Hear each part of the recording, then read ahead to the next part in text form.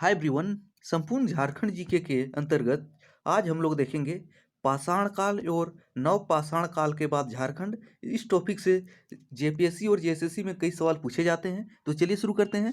पाषाण काल और नव पाषाण काल के बाद झारखंड, तो इससे बनने वाले सभी सवाल डिटेल में देखेंगे। तो चलिए शुरू करते हैं। पाषाण काल, तो पाषाण काल को सबसे पहले जान लीजिए कितने युग भागों में बांटा जाता है। तो पाषाण काल को 3 भागों में बांटा जाता है। कौन कौन?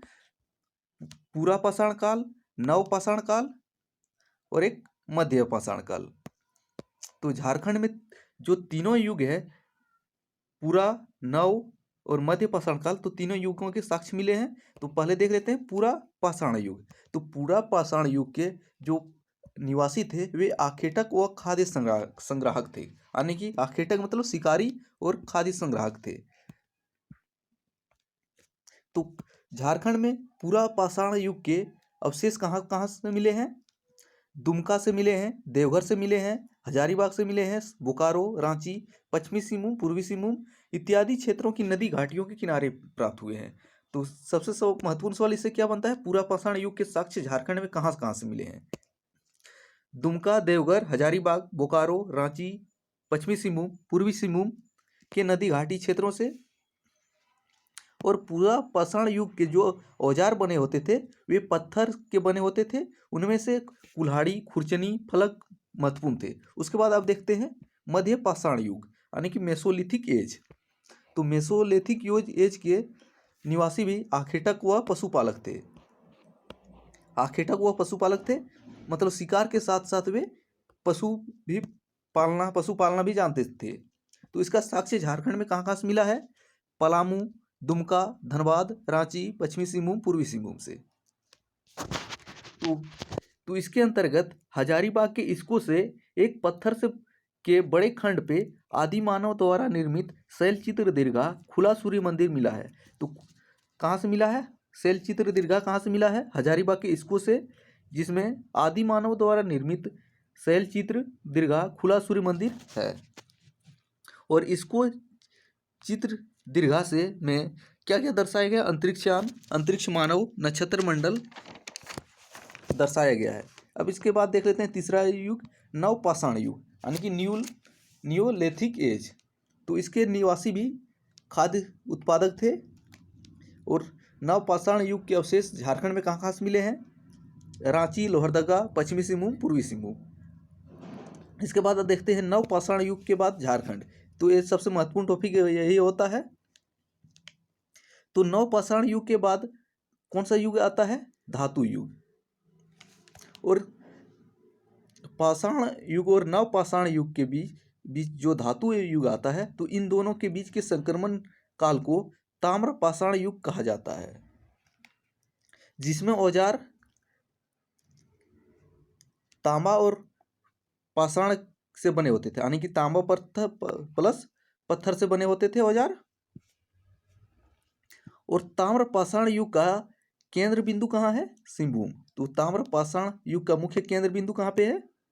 सिंहभूम। ये महत्वपूर्ण हो जाता है, ये सवाल पूछा भी जा सकता है।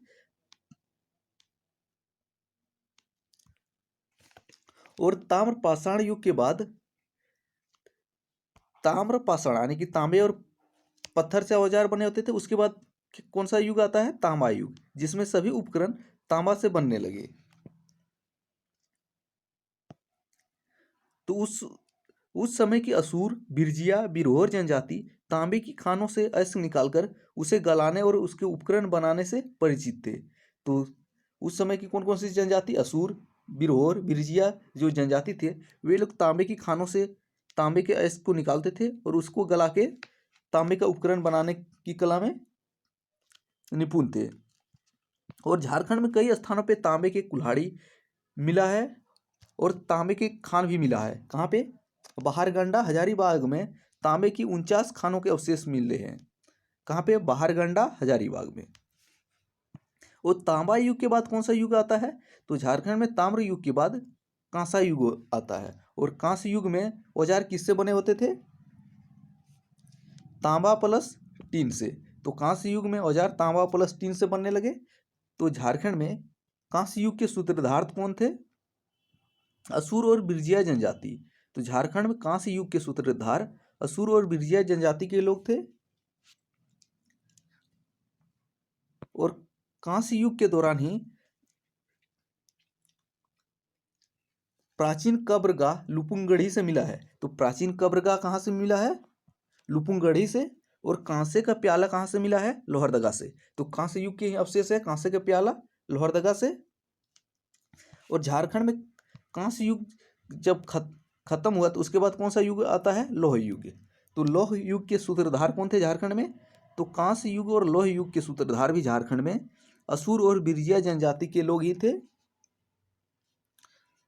तो इतिहासकारों का मानना है कि तो छोटा नागपुर का जो लोहा होता था इसको मेसोपोटामिया यानी आज का इराक तक भेजा जाता था, जहाँ दमिश्क में तलवारें बनाई जाती थी। और इन सब घटनाओं से क्या सिद्ध होता है कि झारखंड प्राचीन काल में भी झारखंड का संपर्क विदेशों से था। इसके अलावा क्या है? सिंहभूम के बारूदी से पाषाण कालीन मृद भांड के टुकड़े पक्की मिट्टी के मनके मिले हैं। तो सिंहभूम के कहाँ? बारूदी से। तो मृद भांड के टुकड़े और पक्की मिट्टी के मटके कहाँ से मिले हैं? सिंहभूम के बारूदी से। इसके बाद बोनगरा सिंहभूम से मृद भांड के टुकड़े और रिंग स्टोन पत्थर के मनके मिले हैं। इसके बाद बेनुसागर में 7वीं सदी के जैन मूर्ति मिले हैं। तो 7वीं सदी के जैन मूर्ति कहाँ से मिले हैं? बेनुसागर से। और रोमन सिक्के कहाँ से मिले हैं? रोमन सिक्के सिंहभूम से मिले हैं।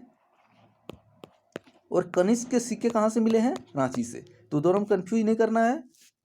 रोमन सिक्के सिंहभूम और कनिष्क के सिक्के रांची से। तो ये थे पाषाण काल और नव पाषाण काल से संबंधित महत्वपूर्ण टॉपिक। तो अगले वीडियो में मिलते हैं महत्वपूर्ण टॉपिक के साथ। Thanks for watching.